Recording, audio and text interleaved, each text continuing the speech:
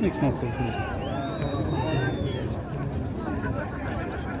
Aylanma başladı. Yem kötürlüdü bu. Size getirdiler bakın.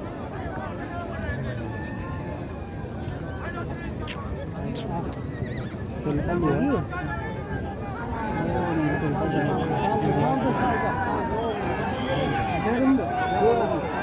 Fazla geçti. Eleman da geldi, eleman da geldi. Başta yaşlı.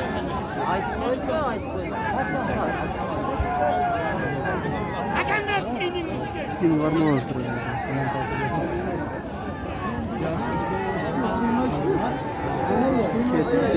Zaten. Gel.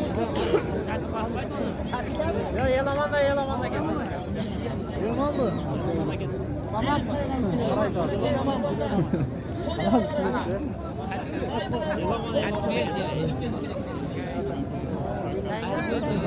Yalaman gel.